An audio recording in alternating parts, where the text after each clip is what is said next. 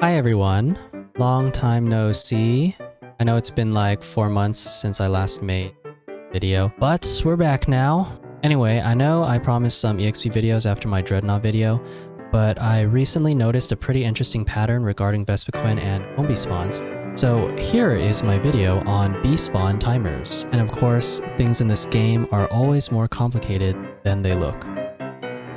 So I came up with 3 rules with like 3 extra bonus rules that players can use to predict when and where bees are going to spawn on the map. And most people know that bees spawn at 8:50 and 7:20, but a lot of people stop keeping track of bees after 7:20. So here is rule number 1. By default, bees spawn every 1 minute and 30 seconds, starting at 8:50. So after 8:50, 7:20, they spawn at 5:50, 4:20, 2:50, and 1:20. And yes, bees still spawn even after the 2-minute mark. And I know at least one person watching this is probably thinking, Willie, you liar! That spawned at 4:18, not 4:20. I am aware of the spawn discrepancy, but I just want to introduce the less complicated stuff first, and then we'll get to the more complicated stuff at the end. So here's rule number 2. If a goal is broken, then bees will spawn in a forward position in front of the innermost goal in that lane. So if you look at the clips, you'll see that once the enemy's outer goal is destroyed, the bees spawn in front of their inner goal, and when their inner goal is destroyed, the bees spawn in front of their base. Basically, bees spawn closer to the losing side. But notice the timers on both of those spawns. They did not spawn at, the XX50 or XX20 marks. So this is a continuation of rule number 2. Forward spawning bees spawn 10 seconds earlier than the standard bees. So if they are forward bees, they're going to spawn at 9 minutes, 7:30, 6 minutes, 4:30, 3 minutes, and 1:30. Now, this is where things start getting a little bit complicated. I'm going to institute a special rule 0, which is that the next bee spawn location is calculated at the current bee spawn's death. So essentially what this means is that the order at which you knock out the bees and take out the enemy goal dictates where the next set of bees will spawn. So I'll give some examples. In this clip, you'll see that we break the goal first before clearing the bees.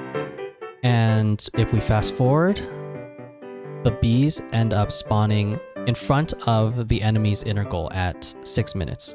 So that's what we would expect, right? The bees are spawning in a forward position because the enemy's goal is down.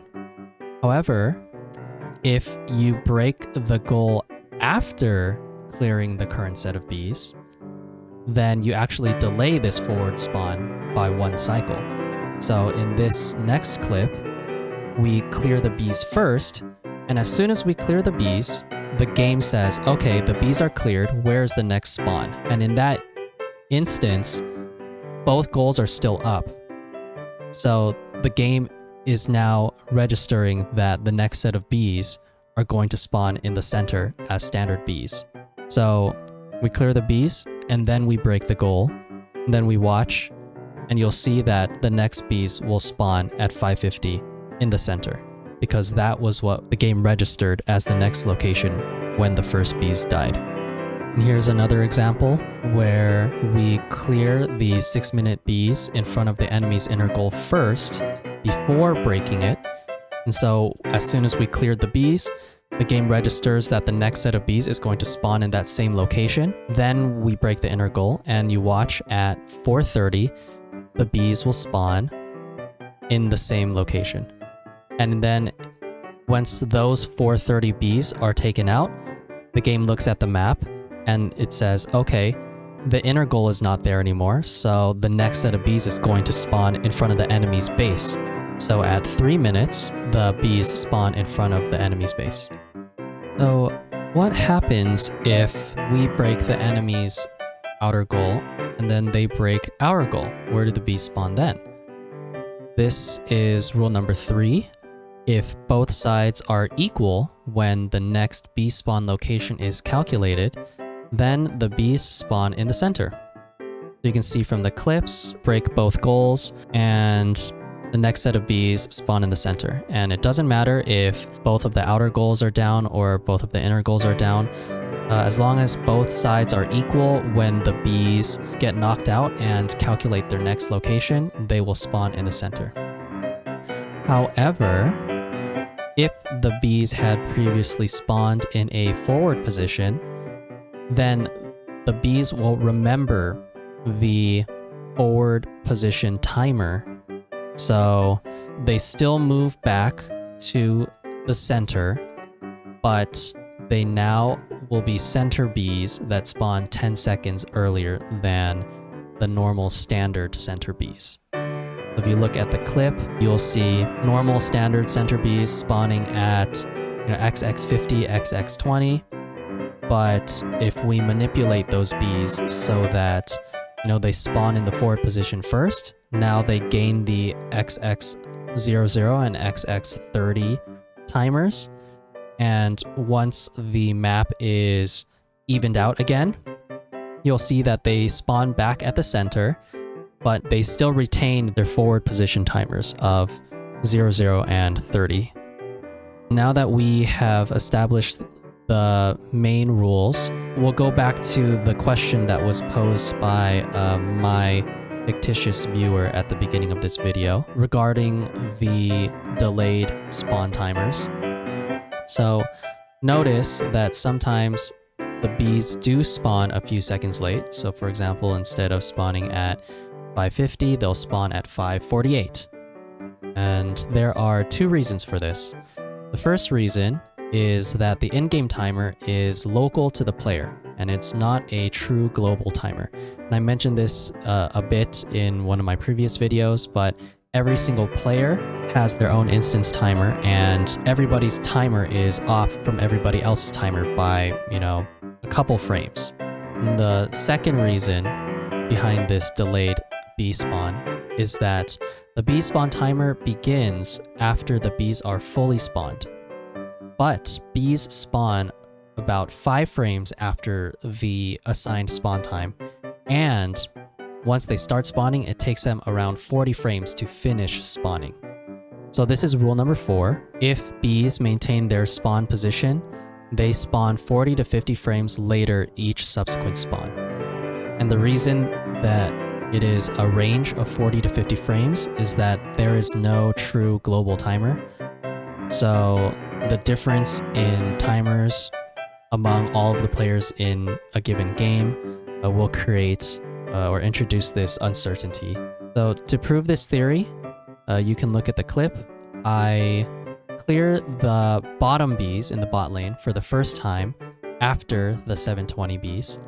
So this means that the top bees have spawned an additional 3 times and should be staggered 45 times 3 frames, which is about 2 seconds. And you can see from the clip, if you look at the mini-map, the top bees do end up spawning about 2 seconds later than the bottom bees. So this spawn stagger gets refreshed whenever bees need to recalculate their position. So whenever bees go from standard to forward position, for example, that is when this stagger gets refreshed. So if you look at this clip, we have bees that are staggered at 250. So they're going to spawn, a little late. Then we break the goal. And so at 1:30, you see that these new bees spawn right on time because they recalculated a new position. And yes, the forward bees stagger also. And the earliest I could get the forward bees to stagger was at 6 minutes because I couldn't break the goal before 720.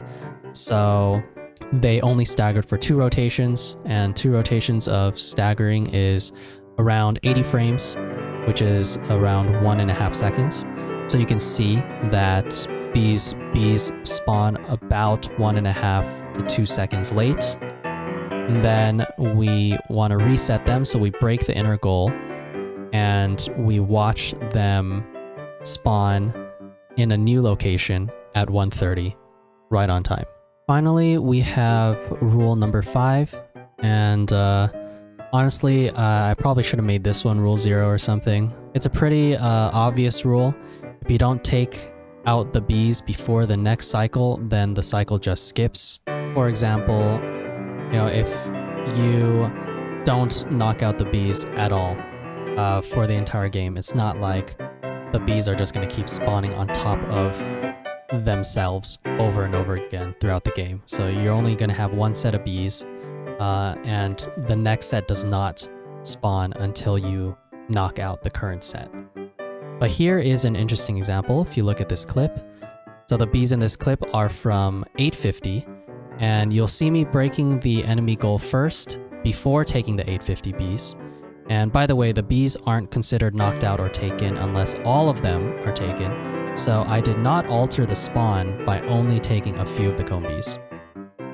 But yeah, I break the goal and then finish off all of the bees right before 720, which means that the next set of bees are supposed to spawn in the forward position at 730. But 730 already passed, so the 720/730 bees were effectively skipped. And of course, practice mode bee timers are different from, you know, the regular bee timers that we see when we play normal games. So if you look at the footage in practice mode, basically the bees, when they get reset and put in the forward position, spawn 4 seconds later than what we would expect. And I don't know why, but you know, I didn't look too much into it because it's just practice mode. But yeah, it's just an interesting random fact. Even bee timers are different in practice mode. Okay, so I always forget to talk about the like practical takeaways, you know, applications of my videos. But I remembered this time. So the two main takeaways, the two applications, are that you want to take bees first before breaking the enemy goal, so that the bees can spawn closer to your side for one extra cycle. So for example, if you're about to break the enemy goal at 551, if the enemy is not close by and nobody's there to stop you, you might as well wait an extra 2 seconds for the bees to spawn, take out the bees, and then break their goal.